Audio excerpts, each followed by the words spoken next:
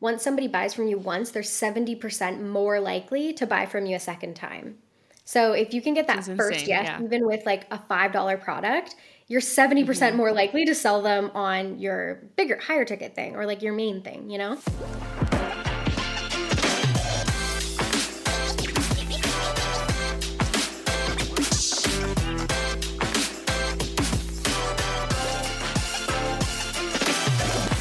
Hey guys, welcome back to the First Hustle Then Brunch podcast. I'm your host Jazzy, and today I'm speaking with Alyssa Coleman, a productivity strategist for creative entrepreneurs and the founder of Your Most Profitable Quarter Yet. Alyssa helps creative entrepreneurs, bloggers, influencers, and coaches work fewer hours in their business while getting more done and making a bigger impact. If you want to know exactly what you need to do each day to reach your revenue goals, keep listening. Alyssa is amazing. She's a genius when it comes to this stuff, and she's also hilarious. So I'm sure you'll enjoy this episode. Hey, Alyssa, welcome to the podcast. Hey, how's it going? It's going well. Thanks for having me. I'm really excited to talk to you, kind of chat. Yeah. Talk about all things productivity. Yeah. I feel like this is super important. I know personally for me, I feel like there's always room for improvement where, I feel like I'm being productive sometimes and the other times not so much. So I'm sure there's a lot to learn from you. Yeah, it's my favorite topic, so I'm happy to I'm happy to tell you anything you want. I think also like I know you and I both just had babies, and I feel like I don't know about you, but like time is like hits differently now. Like it's just a Oh, whole yeah. new perspective, and I've It's just needed a to blur. be yeah, and like I've been so like serious about my productivity for years, and then the second I had my daughter, I was like, "Oh, no, I need to like really take this to another level." So Oh, yeah. I feel like I'm in That's superdrive so now. true. Yeah. That's a good point, too. Based on your life circumstances, what's going on, it might look different for you. Absolutely, yeah. Yeah. Excited to dive in. Cool. So before we get started, do you want to go ahead and tell everyone a little bit about your background, what you do? Yeah, for sure. So I'm a productivity consultant for entrepreneurs. I mostly work with creatives, but I usually find myself, or I usually find the type of person who's attracted to productivity and just like automating their business and finding more systems and workflows and like all of those things generally is the person who has for so much of their life like rejected those things. So that's why I always say like I a lot of times work with creatives, and that doesn't necessarily mean your industry, like artists and stuff like that, although we do have those people. But anyone who kind of identifies as the type of person who likes to go with the flow and like work when they're inspired, or doesn't like really rigid schedules, because that's the type of person Mm-hmm. that I am. And I found that so much of the productivity advice and information that was out there was not designed for that type of person. Like it just was so rigid and so like masculine that I just couldn't relate to it. And Yeah. then therefore I would just reject it and procrastinate even more. You know what I mean? So Mm-hmm. we created courses and consulting specifically for that type of person to help you not just get more done every single day, but find ways to actually get more done with less time from you. So it's not about like packing more into 9 to 5. It's like, how can I actually work 10 to Mm-hmm. 1 and get just as much done? You know what I mean? Yeah. Yeah, I love that because I feel like productivity, it looks different for a lot of people. So some people think, oh, it just means do as much work as I can in a short amount of time. Yeah, Like, exactly. oh, I'm doing a ton of stuff, so I'm being super busy, and so that means I'm productive. Yeah, no, that's such a When great point. maybe not necessarily. Yeah, because you can be super busy and like really not be getting much done. Mm-hmm. Yeah, exactly. So, how do you help business owners kind of take a look at that long-term vision and set meaningful goals that help them, be more productive and also see growth? Yeah, so one thing that like I've embraced and I think is really the core of a lot of our work and like stuff that I talk about is really embracing slow productivity. So what you said is actually so key, which is to look at your long-term goal rather than every single day or every single week looking like what do I need to get done this week? Instead, figuring out like what's the like 1 to 4 most high value tasks or like projects that I can do this year that if I just did these 4 things, I would hit my goal. So let's say your Mm, goal is to like make 100K this year so that you can quit your job. Like you want to match your job's income or something. You could, you first of all are the type of person who really needs productivity because you're probably working like at lunch or like, Right. after work on the weekends, whatever. Mm-hmm. The And little so, gaps. right, exactly. So you want to ask yourself, like, okay, if I just launched my website, if I just got 5 clients on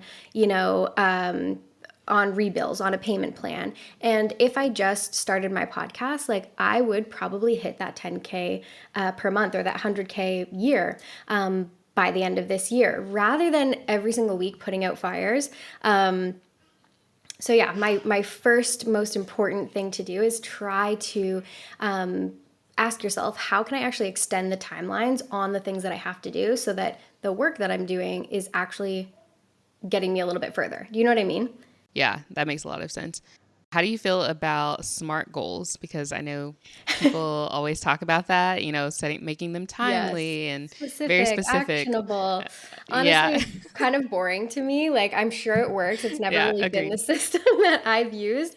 To me, it's like Mm-hmm. make sure your goals are number one, profitable, because there's so many goals that you can do. For example, I even use the example of like launching your website. In my opinion, like if you're just starting your business, you don't need a website. Like that's just a big way Mm. to waste your time. You don't need a logo, you don't need branding. Like all of those I love things that are you the said things that. that we it's the stuff that we like to waste our time on, you know what I mean? It's nice. I mean, I Yep. love, like, don't get me wrong. I've wasted many, many, many hours in Canva and I love that stuff. But yeah, like first and foremost, if you're lacking time, make sure that your goals are profitable. But then from there, also make sure that every single goal that you have is reverse engineered, right? So just like I was saying, if you want to make 100K this year, then you have to hit 5 clients on, a monthly payment plan. Then Mm-hmm. reverse engineer that. What do you need to do in order to get 5 clients? Do you need to have 100 leads on your email list? Do you need to take 15 sales calls in order to do that? Do you need to get on 5 different podcasts? Or like what is the thing when you work backwards? Because then if I just do these things, I'm going to hit my goal. Because what I Mm-hmm. notice is even with SMART goals, a lot of people are, especially new entrepreneurs, and like I can just so relate to this. If you're an idea person, you just want to do more all the time, right? Like, okay, so Yeah. this week, how do I post even more on social? How do I, you know, launch a new podcast? How do I also start TikTok? How do I, like there's so many things that you could do that it's really easy to just like do so much rather than Mm-hmm. focusing very like laser focus, put your blinders on, laser Right. focus just on Yeah. that one goal. If it's smart, like that's probably great. Yeah. I feel like SMART goals just don't work for a lot of creatives. Like even just writing out, is it specific? Is it actionable? Like you're like, snooze, I'm on to my next idea, Oh my gosh. The one that I hate the most is the realistic. I'm like, what is realistic? What does that Yeah, even so mean? true. Like, if you think that it's realistic, is it even a goal? Like, if you're Yeah, like, oh, I that's can definitely do this. yeah. Is that What? yeah, is that a goal? Like, no, for real. And it's also just like, don't like rain on my parade. Maybe it's not realistic, but let me be delusional about this Exactly. right now. All about being delusional these days. Right? So funny. So, how do people, especially in the beginning, like brand new entrepreneurs, maybe they're just getting started, how do they identify those tasks that they should be doing in order to reach that goal? Yeah.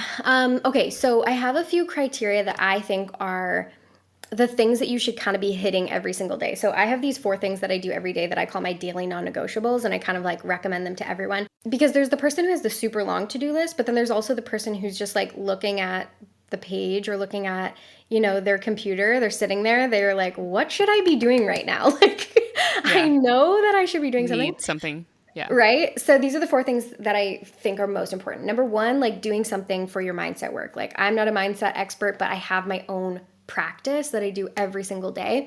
Mine personally is I write out lines. So they're kind of like affirmations, but whatever's like coming up for me in that moment, I will just basically just like detention, like write out lines as the positive opposite of that. So like, for example, an example I love to use is when I first started my business, I always felt like it was like hard to get people to pay me. Like I was like, like I felt bad saying the price, or I thought my stuff was overpriced, and I just felt like it was hard to make money. That was like a limiting belief that I had. So I would Mm-hmm. write out lines every single day. People fucking love to pay me. Like I would just write it over and over Yeah. on paper.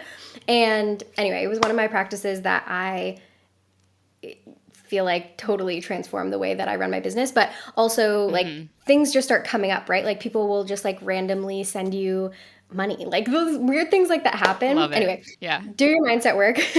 But then, in terms of like being really productive, there's three more things that I think you need to focus on. Number one is some sort of growth. So, how can you grow your community by at least one person? So, what are you going to do to get someone on your email list? What are you going to do to get one new follower on Instagram? Whatever it is, whatever your community is, you need to do one thing that you know will at least get you one new person in your community that day and get creative with it. But if you're skipping over that part, then it's going to be really hard to do the next parts. So then the next thing that I think you should do is do one thing each day that like nourishes that community that you've been growing. So even if you have 100 people on your email list or 100 people following you on Instagram, like that's 100 people. If you had 100 people in a room, Right. would you be ignoring them, or would you be like trying to create relationships or provide value or whatever? So do Mm-hmm. one thing a day that is like nourishing in some way. So send an email or post on social or shoot someone a DM, whatever it is.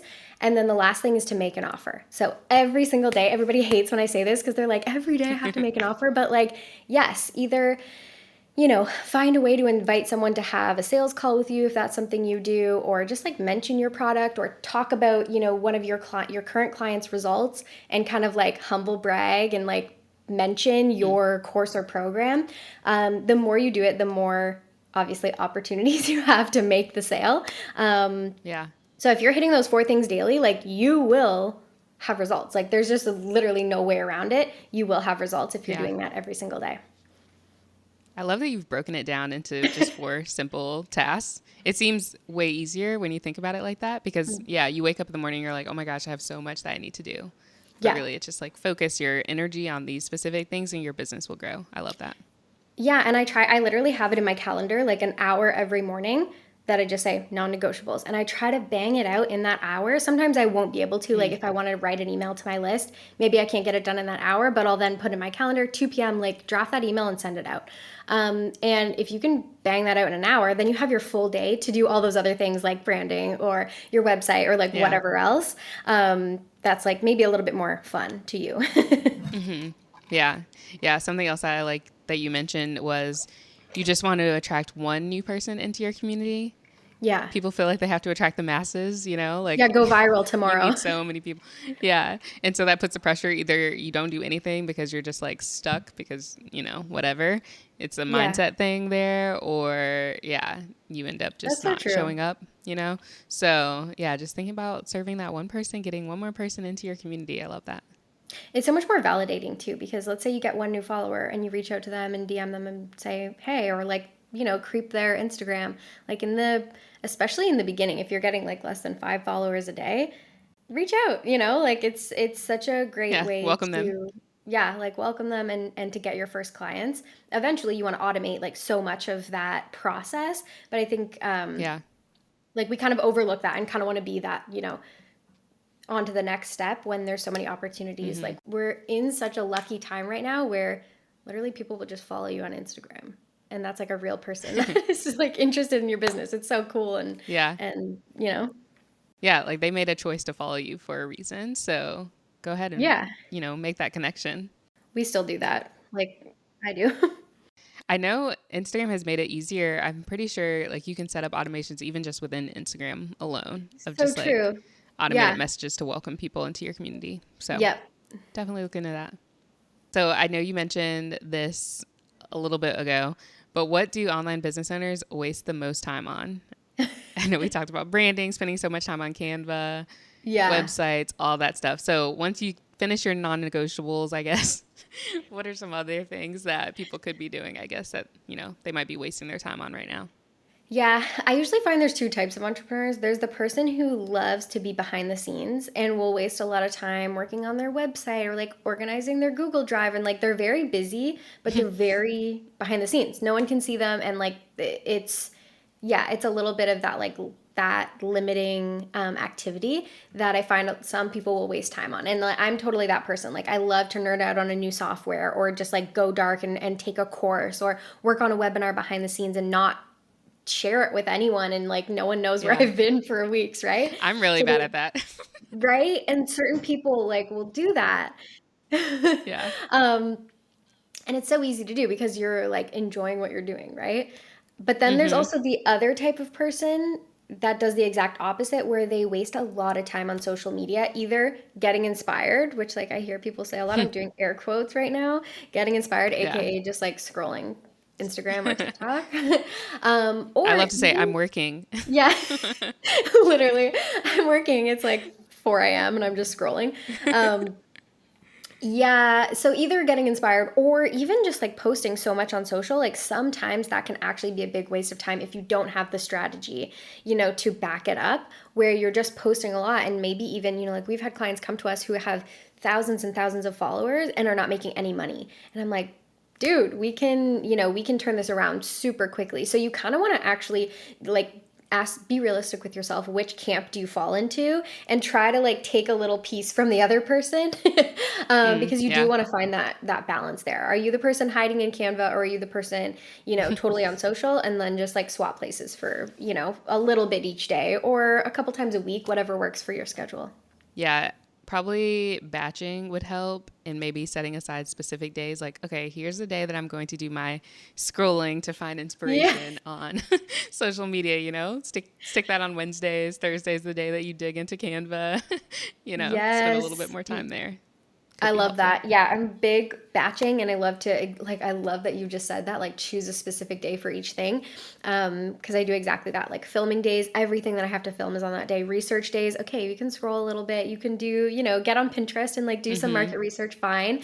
But like that only happens on Yeah. Mondays or whatever. Yeah, yeah, I like that. I feel like it also helps when your mind is in like a specific zone for a little bit. That's probably why I said I'm that person where if I'm working on a project, working on a webinar or something, I'm just Yeah. silent. I go ghost and I'm Mm, so focused on this one thing. It's probably just because, like, okay, my mind is focused on this. I can only think about this right now. I can't really think about the creative side of things. I'm only thinking about strategy in this moment. So yeah. maybe also like separating it on different days will help with that. Absolutely. The analogy that I love to use is like a lot of people feel like anything that you do in your business, you should do like a conveyor belt. So let's say you're posting, you have to like post this week on social. So first you do the research, then you take the photos, then you write the captions, then you schedule it, right? And maybe you'll do that like 5 times because you want to put out 5 posts that week. What we actually Mm-hmm. find is makes you so much more productive is, rather than being a conveyor belt, instead do everything all at once. So you have one day where you do 5, or you'll probably be able to do way more, right? Instead, you want to go ahead and do 5 or 10 research. What am I trying to say? Research for 5 or 10 different like types of posts. The next day, Yeah. write all of your emails, all of your social posts, anything else. Like maybe you want to put out blog post that week, and then the next day do the captions, and the next day do your scheduling. And I find you can do that like one week, and you can do the whole month of social posts, emails. You can even plan out your stories and like put that into your calendar if you want. Mm-hmm. And you just get so much more done so much more quickly. Like while you're creating the stuff in Canva for your social media posts, super easy to also create the pins, because you're in the zone and you just Right. duplicate it, boom, pins are done. And then on scheduling day, Yeah. super easy. Now I'm scheduling the pins. Like it really works so much faster. Mm-hmm. Yeah, I was going to ask you about your creative workflow as far as creating content so that you can get that up and spend less time on social media. What Yeah. does that look like, and how can other people kind of build a productive system? And I know you Yeah. kind of just mentioned a little bit. Okay, yeah. Yeah, I'm like very passionate about this because it took me so long to figure this out. And I feel like content is just such a major part of all of our bubusinesses now. And so Yeah, many of it us takes up didn't, so much time. right? We didn't know this was going to be such a big part of our business. Okay, so here's Mm-hmm. what I do. I do this monthly. At the beginning of the month, number one, see if I have anything like on promo. So, for example, this month we're, doing a sale on a course that we have called Content That Converts. It's 50% off. I put those days into my little doc. Okay, on these days we have to do promos. Then outside of that, I'll like kind of create a theme for that month. So I'll say like this month, since I'm, promoting content that converts, I'm going to put out a lot of other videos, trainings and stuff like that on maybe content workflows or, like stuff that kind of makes sense with that promo. And if you have nothing going on, then you probably have like content pillars that you use, and go ahead and just, choose one of those.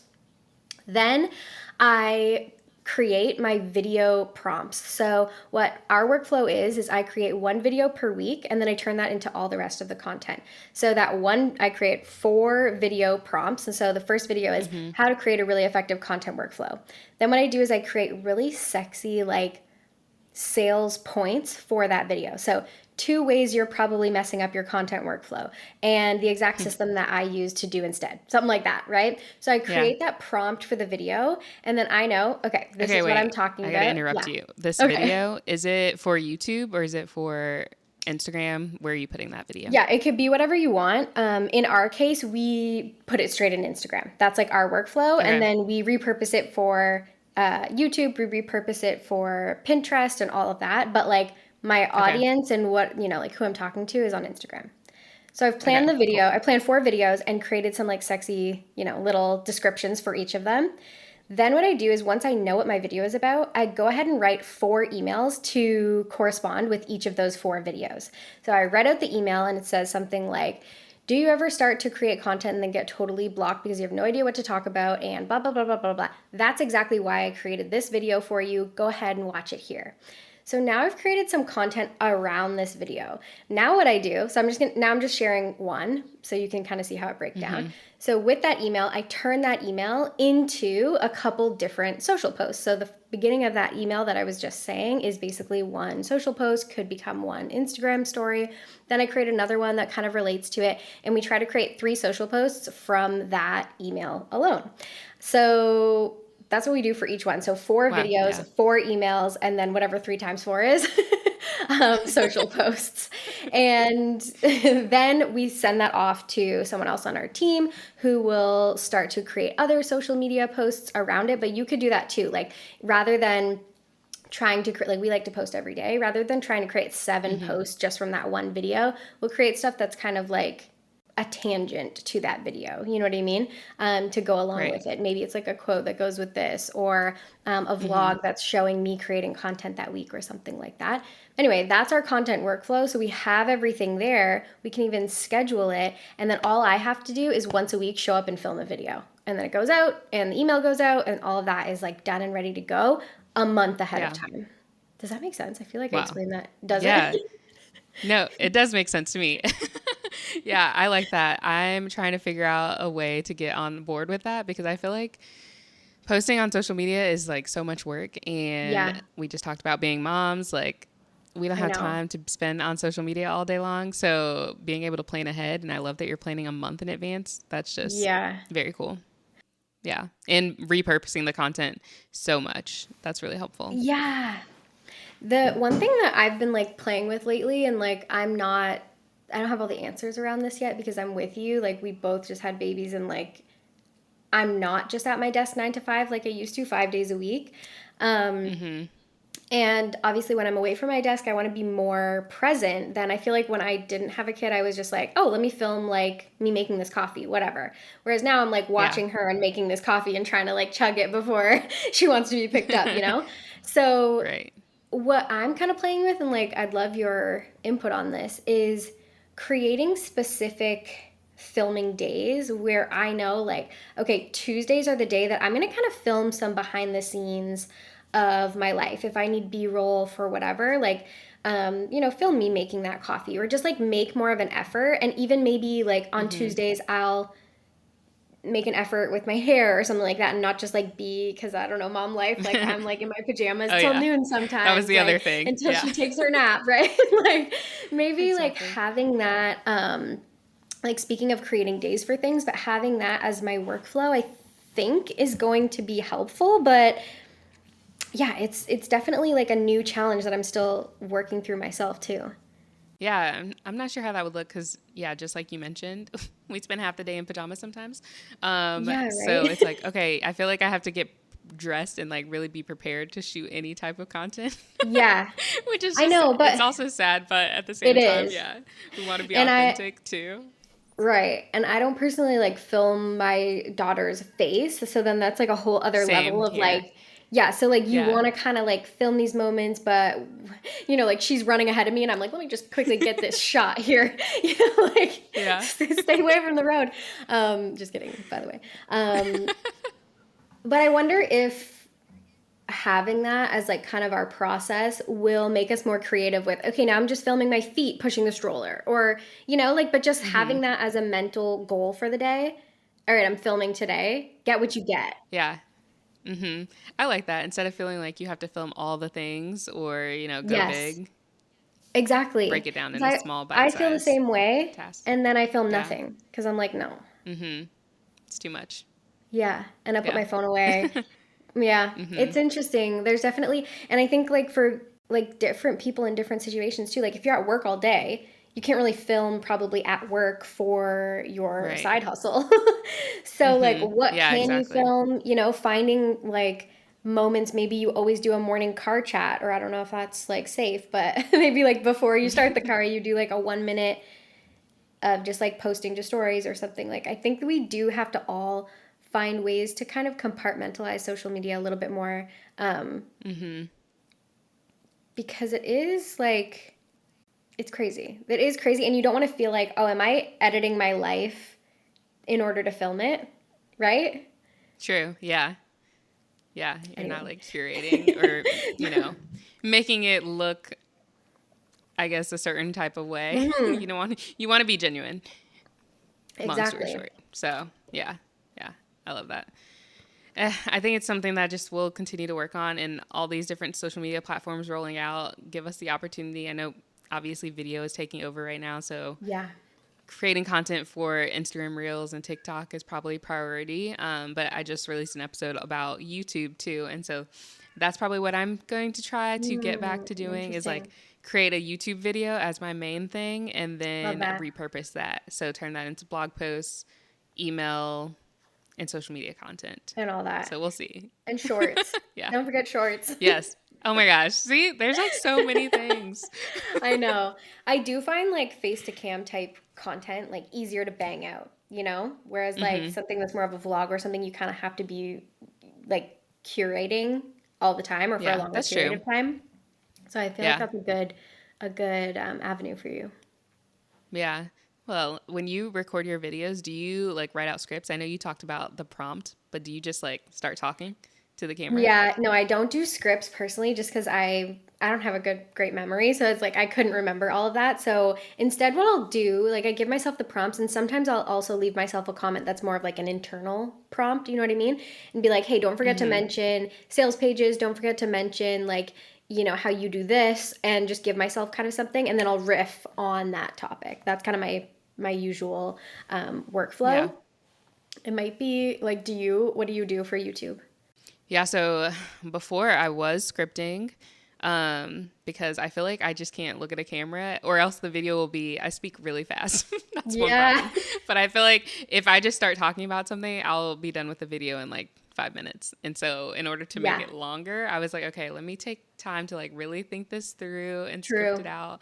But then when I would watch the video back, I hated the way I looked on camera I because know. I was just like, you could tell that I You was could trying tell. to like either read a teleprompter or like quote something else. And so it just wasn't Totally. genuine at all.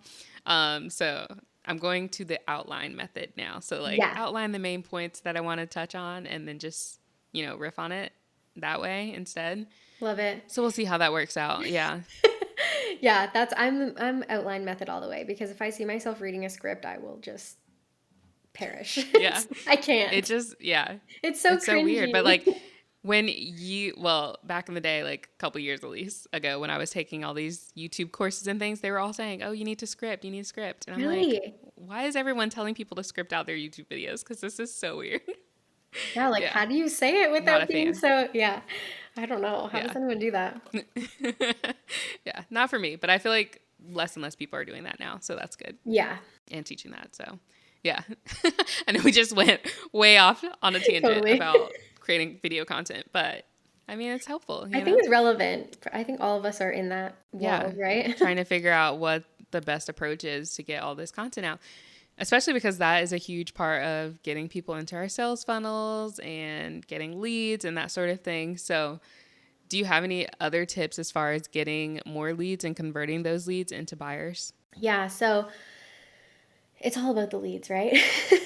We're constantly Yeah. trying to get new leads. My biggest suggestion is to try to actually create different ways to bring people in on the same like lead magnet or the same entry point into your sales funnel. So, for example, like we have a couple freebies now, but in the beginning, we just had one. And so I would find, like, let's say, so we have this freebie called the Big Four, where I basically explain what I just talked about, those four daily non negotiables, and I go into more detail about them. So, what I would do is I would break it out into four different parts and then talk about each different part almost as its own freebie.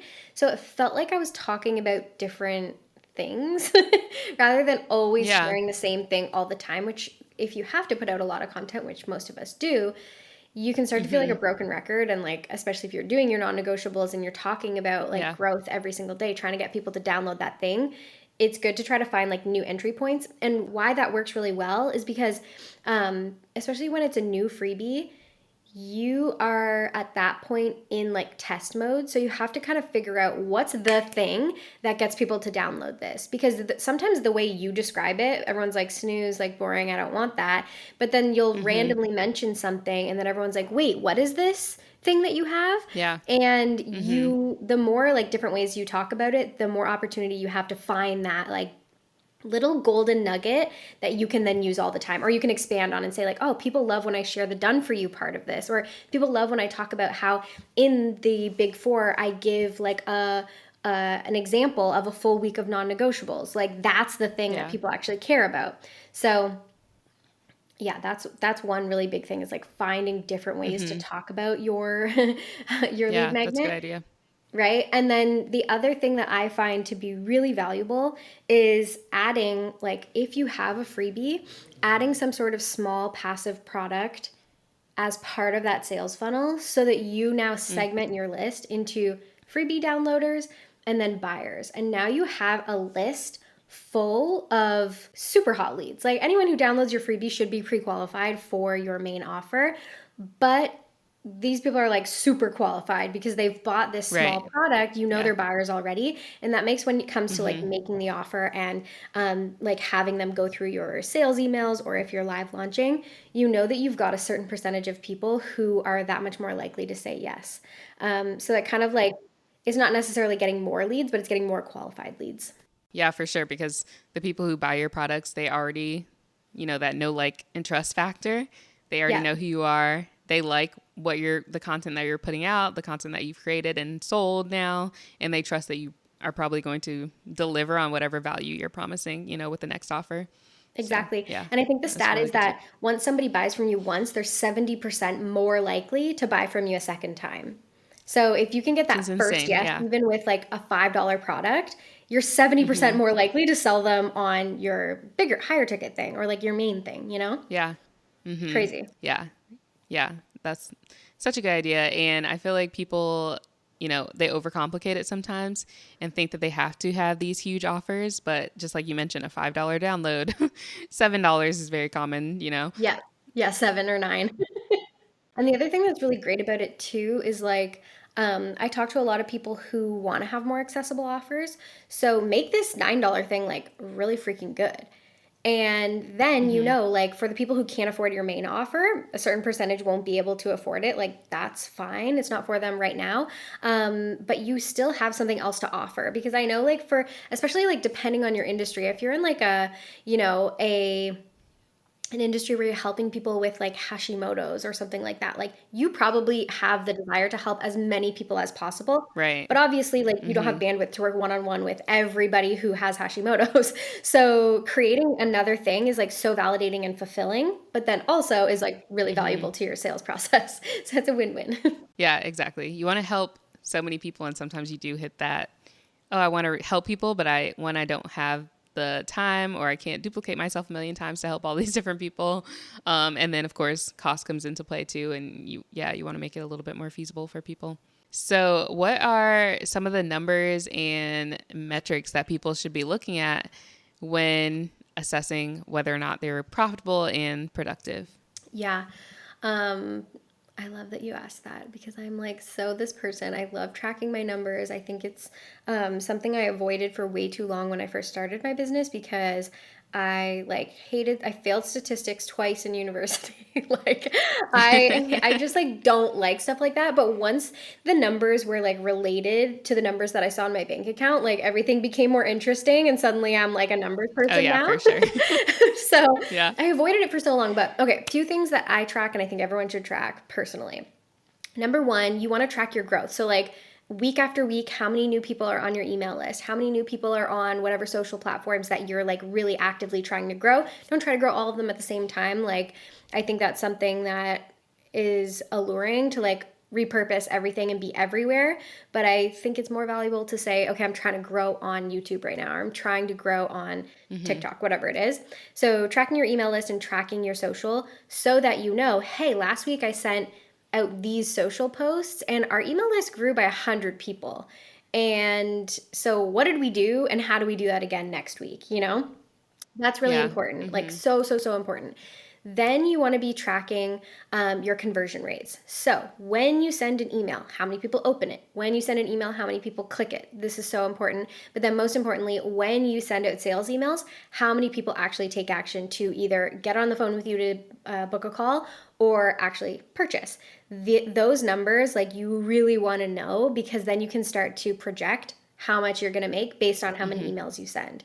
And Mm. then the last thing is if you are somebody who's doing like sales calls and you're having those conversations on the phone, you want to know what your conversion rate is from email. So like let's say you send an email, hey, book a call with me here. Make it better than that, but like let's say that's the Yeah. email Mm-hmm. goal. What percentage of people who clicked that link actually booked into your calendar? And knowing the industry standard or knowing what you want to be hitting, right? That number. Mm-hmm. Then, of all the people who booked a call with you, how many people will actually show up? So, knowing your show rate. Of the people who actually show, how many did you close? Knowing your close rate. So, then you can, then, like I said, most important thing is being able to reverse engineer.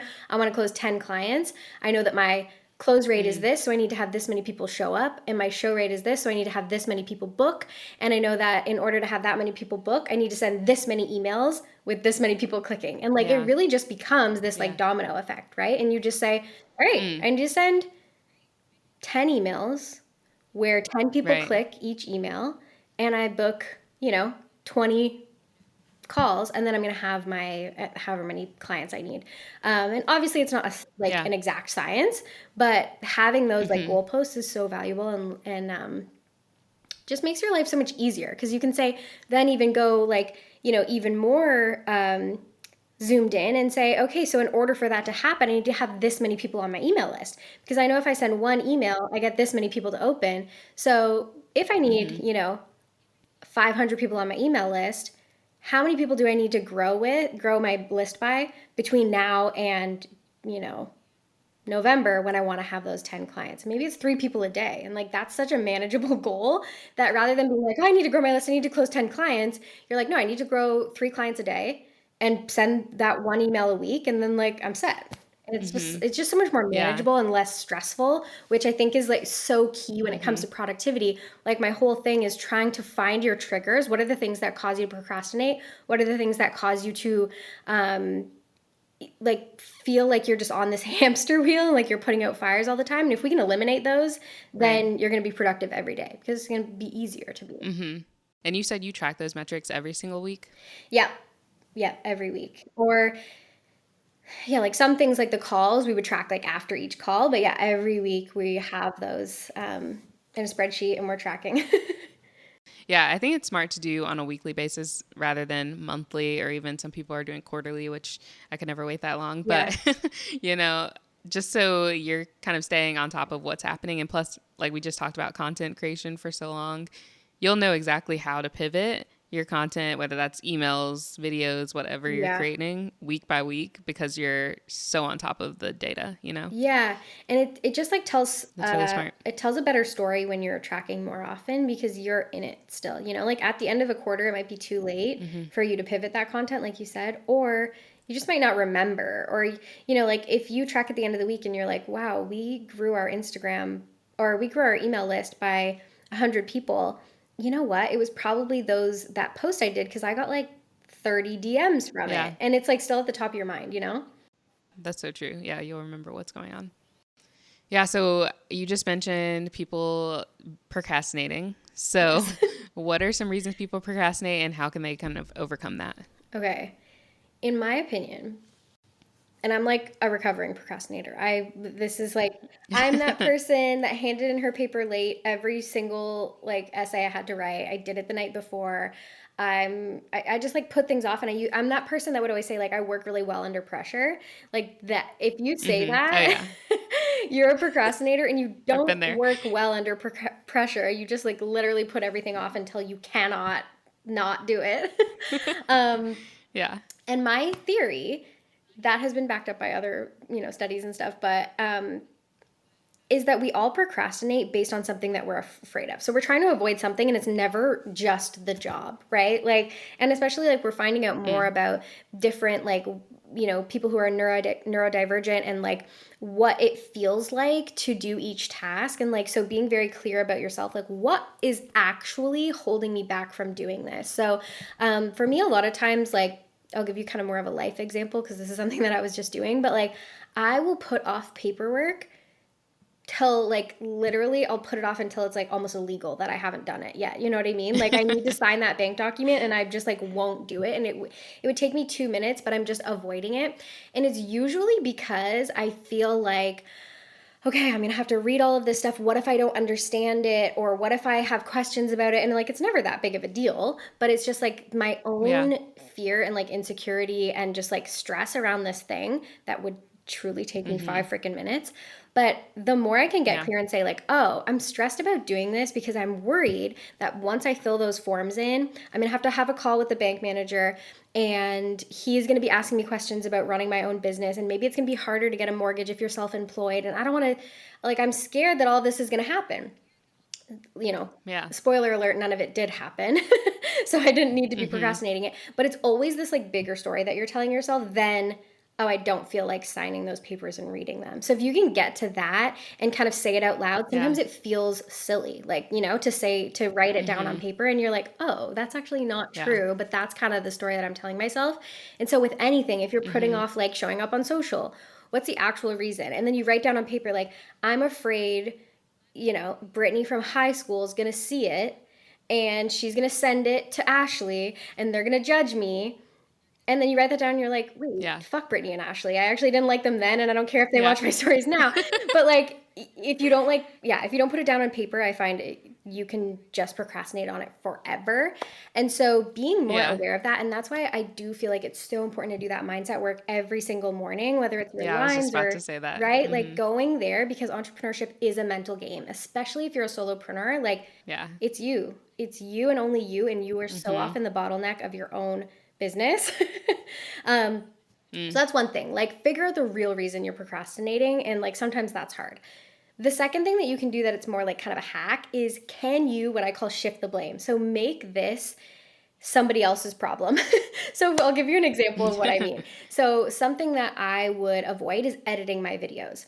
Um, or even filming the video. So Mm-hmm. what I would do is I would tell my assistant Maria, I would say like, on Friday, can you edit this video? Therefore, by Friday, I have to have this video ready because I've already told her and she's coming to work on Friday to edit the video. Yeah. So maybe that's me playing into my procrastinator tendencies, but like, I'm 33 years It's old. smart though. Like that's kind of some things are kind of just baked in here at this point, and that's just how it's going to be. So work with that and like figure out, okay, if I know that I'm going to pay Maria on Friday, I better have this done. Otherwise, she's going to be here getting paid to do nothing or whatever, right?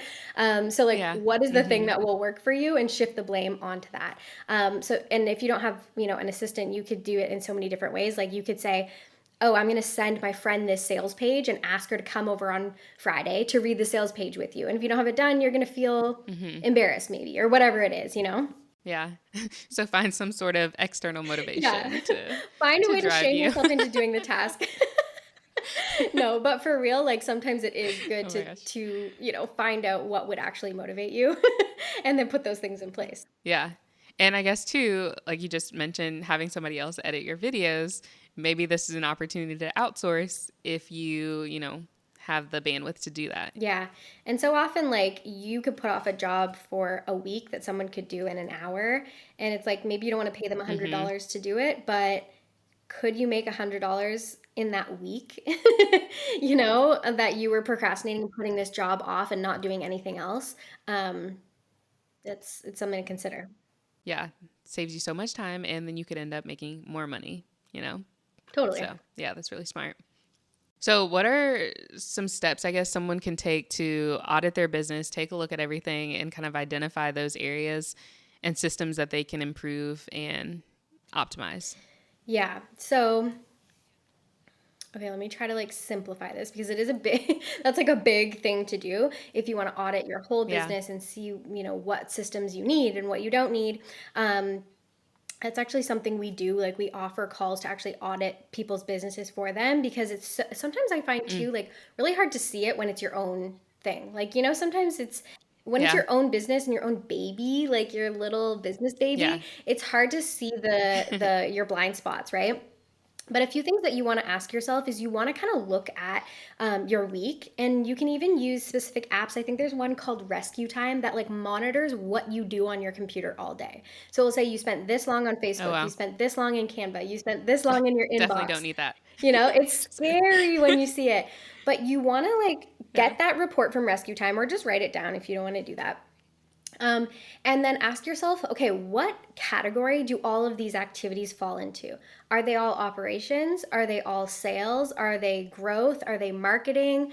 Like, what were these things that I was doing? And you want to kind of, like strike a balance, but not even really a balance. I say, like, you have to spend the most amount of time in sales, then in growth, then marketing, then operations. And so just notice and find out for yourself, what's your tendency. Are you spending a lot of time in operations, which is like maybe delivering work to your clients? You're spending time on client calls, and maybe you're a graphic designer and you're like working on the websites and stuff like that. So 90% of your week is ops, and then you have no time for sales, growth, or marketing. Then you want to be thinking, okay, how can I put systems in place for these other things?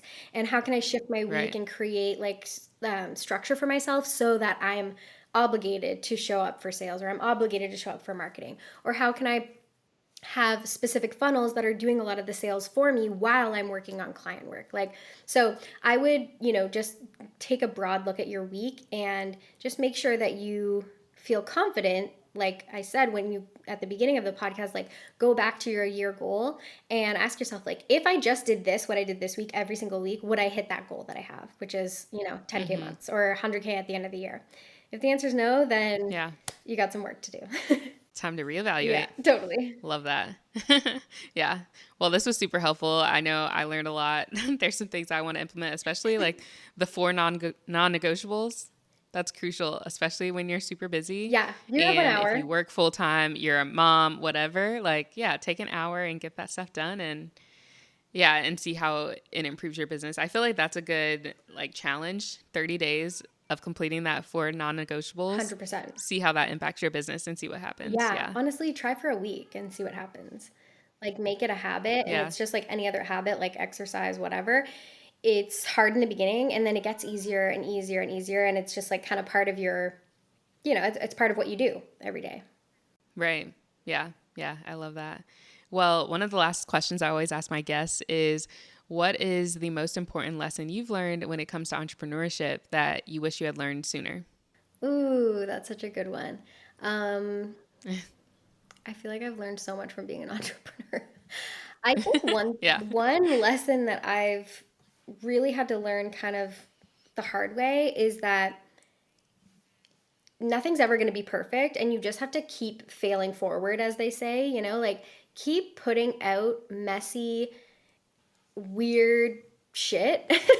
And eventually you're going Yeah. to get better and better and better, rather than like what I would do when I first started was like try to become a master at Canva. I would take the course, I would watch the webinar, or try to become a master at email marketing, and I would take these courses. And like the things that actually taught me the most and the ways that I've actually gotten better was by creating a sales page. And then that one was kind of shit. So then I a year later we created another one, and then I got feedback from clients, and then I improved my client process, and then I could put that on my sales page. And like, it's, you learn Yeah, through doing and making those weird mistakes. that's And so true. no matter what you do, when you look back on it in a year or even like couple months, like it's gonna be, you're gonna be embarrassed of it. And like, that's a good thing. If you're not embarrassed of it, Yeah. then you took too long on it. Yeah. Honestly, it means that you're probably not growing because you're learning new things too. Just like you said, you've learned so much with entrepreneurship, like if you're not embarrassed or, feeling some type of Yeah, way, feels a little cringy, then there's probably room for growth there. that's I so know I'm true. getting ready to update my course. And it's like the course is great, the content is great, the strategy is great. None of that's changing. It's just the delivery. Yeah. I want to like polish it a little bit more, a little bit of rebranding. Yeah. I've learned, a little bit more about funnels and putting the course together and that sort of thing. So I want to implement that. So yeah, I love it's that. constantly learning and updating. And honestly, like, technology is changing so fast now that like products we made a year ago, True. we're making upgrades to them now to use AI and Yeah. like to use different software. Like, things are Mm-hmm. changing so fast that you kind of got to just keep up. You just have to put Yeah. stuff out and fix it Yeah. later. So true. And like, obviously don't, you know, put out crap, but like it's always going to be, there's always going to be room for improvement, if you ask me. Yeah, for sure. Awesome. Well, thank you so much. Do you want to go ahead and share how people can connect with you, learn more from you, check out your programs? Sure.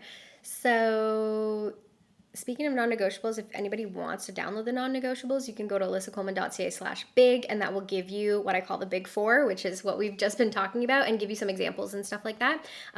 So you can grab that, or you can follow me on Instagram at alyssacoleman.ca, and we can keep up there. Perfect. Well, I'll put all of that in the show notes too. Okay, cool.